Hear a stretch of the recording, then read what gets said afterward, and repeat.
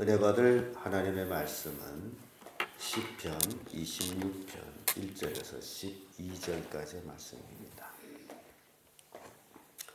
시편 26편 1절에서 9절까지의 말씀 찾으셨으면 교독합니다. 내가 나의 완전함에 행하여 싸우며 요동치 아니하고 여호와를 의지하여 싸우니 여호와여 나를 판단하소서. 여호와여 나를 살피시고 시험하사 내 뜻과 내 마음을 단련하소서. 주의 인자하심이 내 목전에 있나이다. 내가 주의 진리 중에 행하여 험한 사람과 같이 앉지 아니하여 싸우니 간사한 자와 동행지도 아니하리이다.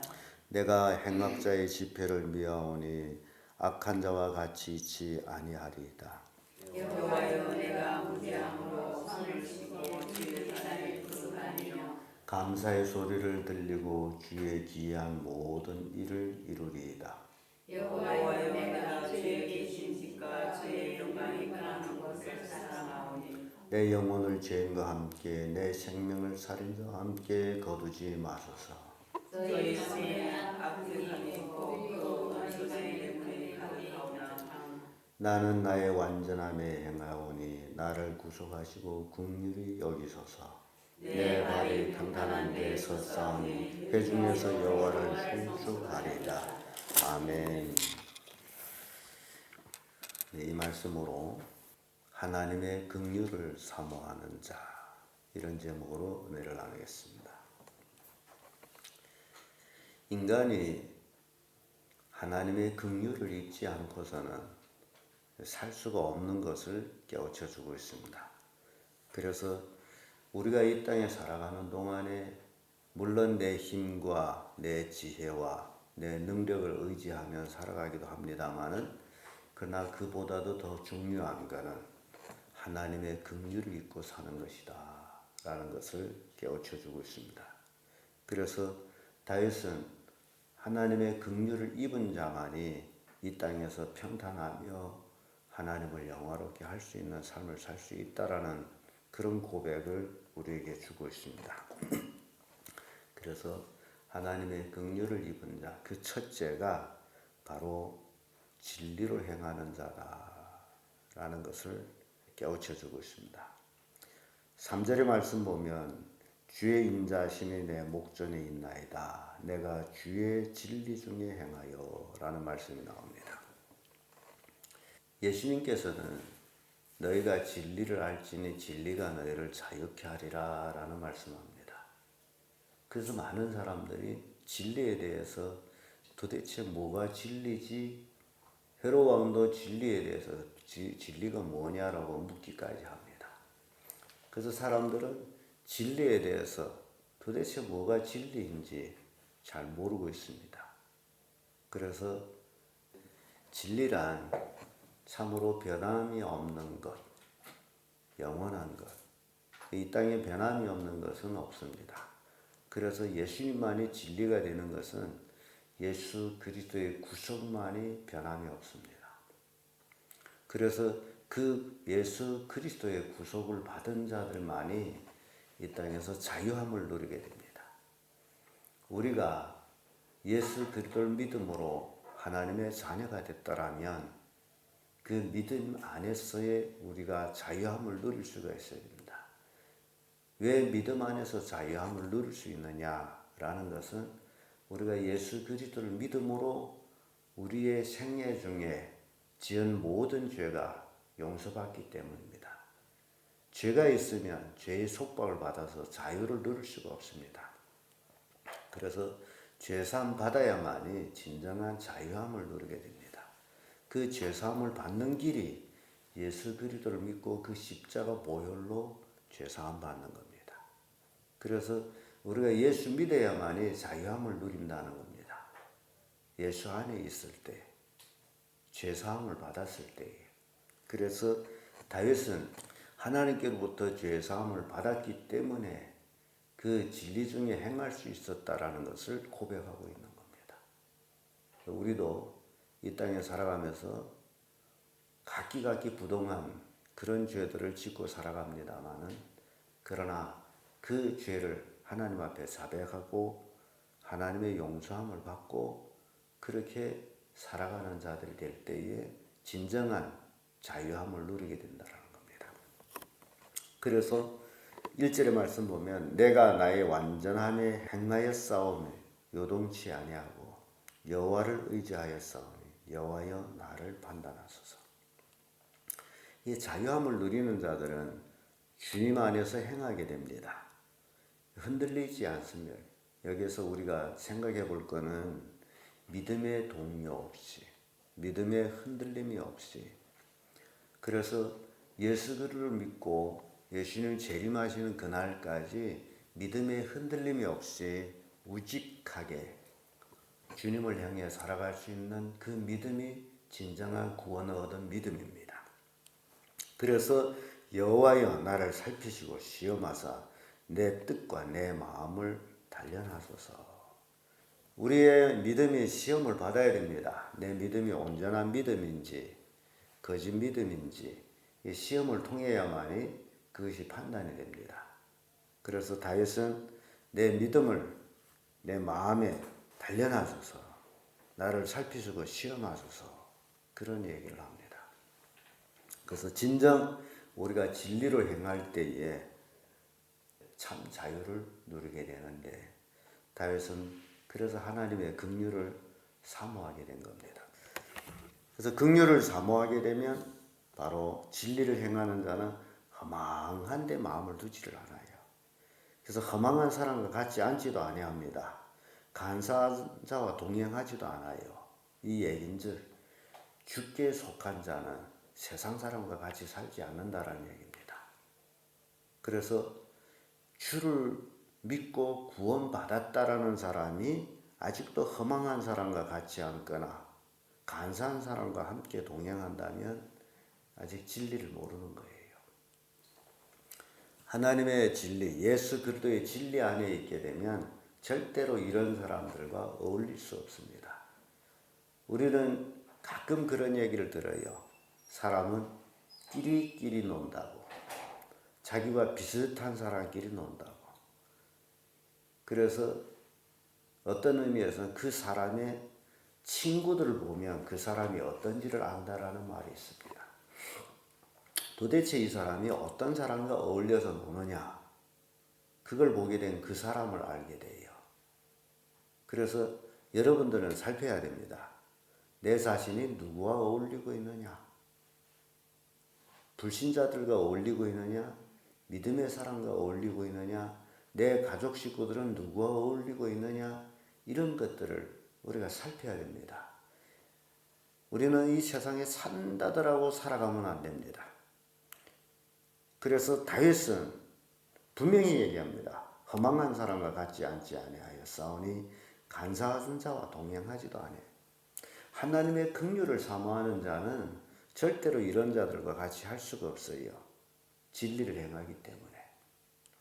그래서 여러분 식구들 중에도 이렇게 허망한 사람이나 간사한 자들이나 함께하지 아니하도록 권면할 수 있는 그것이 여러분들이 해야 할 일이다라는 거예요. 그래서 매일매일 진리 중에 향하기 위해서 하나님의 말씀을 붙잡고 살아야 된다. 두 번째로 하나님의 긍휼을 사모하는 자는 하나님의 전을 사모하는 자들이에요. 6절의 말씀 보면 여호와여 내가 무죄함으로 손을 씻고 주의 단에 두루 다니며, 이런 말씀, 주의 단. 그러면서 7절에 감사의 소리를 들리고 주의 기이한 모든 일을 이루리로다. 저는 주의 단 하게 되면 제단이 있는 곳을 얘기합니다. 우리가 하나님 앞에 나갈 수 있는 것 바로 우리 자신을 제단에 드렸을 때에 가능한 거예요. 근데 제단에 드린다라는 것은 우리가 잘 알다시피 제단은 제물을 잡아서 하나님 앞에 태우는 곳입니다. 그럼 우리가 하나님 앞에 드려진다라게 되면 우리는 어떻게 된 거예요? 죽었다라는 거예요. 잡아서 드렸으므로 태워서 없애버렸어요. 죽었어요.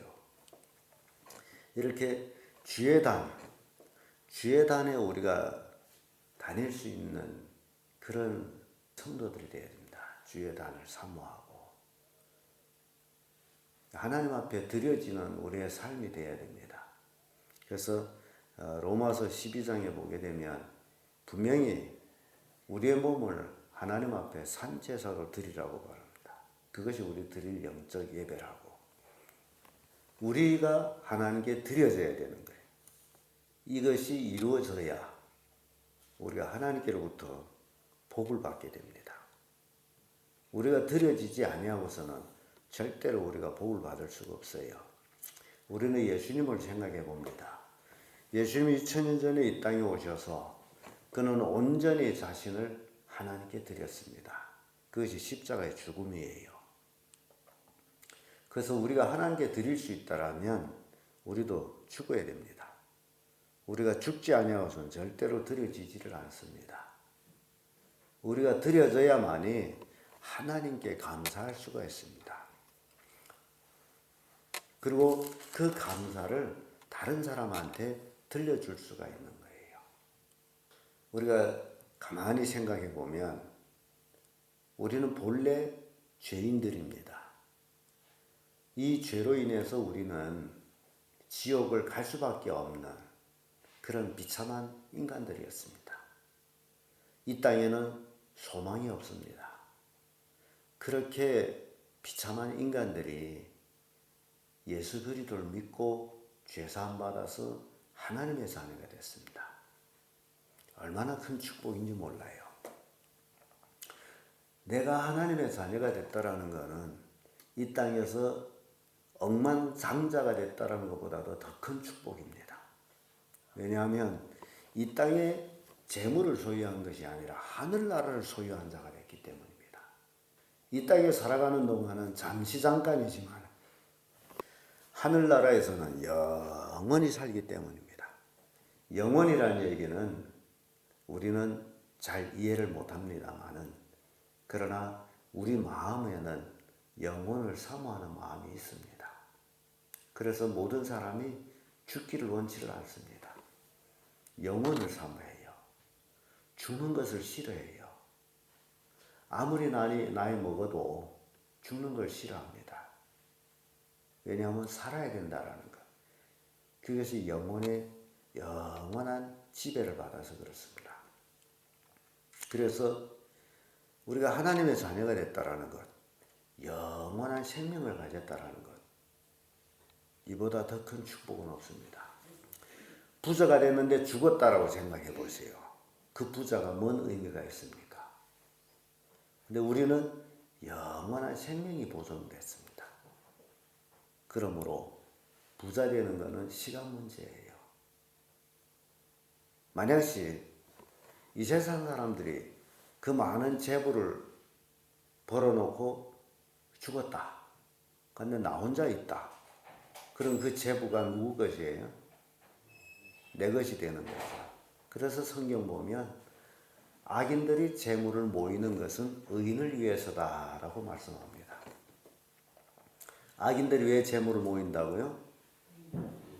의인을 위해서요. 얼마나 귀한 말씀이 성경에 있습니까? 악인들이 아글타글 재물 모아놓은 것은 의인을 위해서다. 그들이 죽어버리게 되면 그 재물을 의인이 쓰는 거예요. 그러니까 악인들이 재물을 모아서 부자 됐다라고 부러워할 거 아무것도 없어. 저건 나를 위해서 준비했구나. 나를 위해서 벌어놨구나. 그렇게 생각하면 되는 거예요. 그래서 가장 중요한 것은 내가 하나님 앞에 드려져서 의로운 자가 되어야 됩니다. 이해가 돼요? 내가 의로운 자가 돼야만이 이 세상 모든 재물은 내 것이 되는 거예요.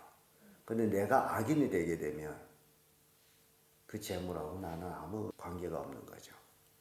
그래서 다윗은 하나님의 긍휼을 사모하기 때문에 그는 하나님의 제단에 거하기를 원했던 거예요. 우리도 마찬가지예요. 하나님의 제단에서 우리 자신이 드려져야 됩니다. 우리 자신을 십자가에 못 박아야 되는 거. 그래야 진정한 감사가 우리 마음속에서 우러나게 됩니다. 내가 살아있는 동안엔 절대 감사가 나올 수가 없어요. 그래서 하나님 앞에 드려져야 됩니다. 끝으로 하나님의 긍휼을 사모하는 자는 주를 찬양합니다. 12절의 말씀 보면 내 발이 평탄한 데 섰사오니 회중에서 여호와를 송축하리다. 이 하나님이 붙잡아 주시는 자는 흔들림이 없이 굳게 서 있습니다. 하나님 앞에 서 있어요. 하나님 앞에 서 있는 자는 하나님을 찬양하는 자들입니다. 그래서 우리는 8절부터 이렇게 보면 여호와여 내가 주에 계신 집과 주의 영광이 거하는 곳을 사랑하오니. 이러면 이게 주의 성전입니다. 주의 성전을 사랑합니다. 오늘 우리에게 표현한다면 우리는 주 앞에 거하기 위해서 시간은 나는 대로 예배당에 와서 주님을 찬양하며 기도하며 예배합니다. 그래서 9절을 보면 내 영혼을 주인과 함께 내 생명을 살인자와 함께 거두지 마소서. 한 번 죽는 것은 정한 것인데 그 후에 심판이 있다라고 말씀했는데 다윗은 내 영혼을 죄인과 살인자와 함께 거두지 마소서. 우리가 이 세상 떠날 때에 죄인과 살인자와 함께 거하는 것이 아니에요. 우리는 하나님의 품으로 갑니다. 그들과 함께 거두지 마소서. 저희 손에는 악득함이 있고 그 오른손에 뇌물이 가득하오나. 이 세상 사람들, 믿지 않는 사람들은 삶이 악한 삶이에요. 그리고 뇌물을 좋아합니다. 그러나 11절에 보면 나는 나의 완전함에 행하오리니 나를 구속하시고 긍휼히 여기소서. 이 완전함에 행한다라는 것은 하나님 안에서 행하는 것을 얘기합니다. 우리도 이 땅에서 완전히 행하는 자가 되기 위해서는 성령 안에서 행해야 됩니다.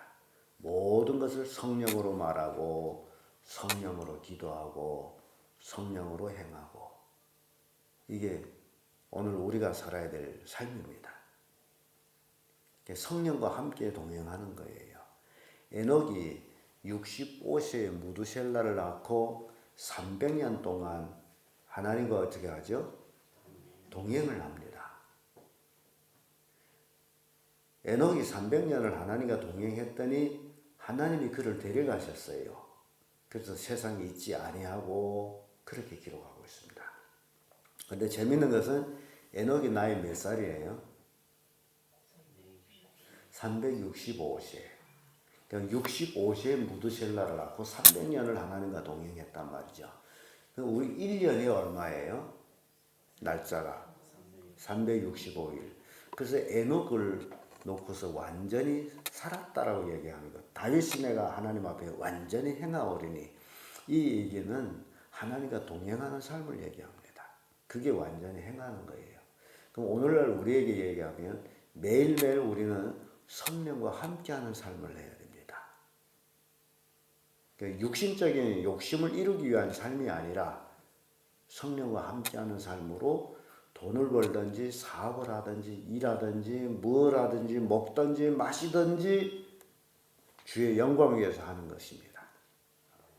그게 오늘날 우리의 할 삶이에요. 이런 삶을 사는 자들이 바로 하나님을 찬양하는 자들이다. 하나님 앞에서 하나님을 찬양하는 거예요. 하나님의 긍휼을 사모하는 자가 이런 삶을 사는 것이다라는 겁니다.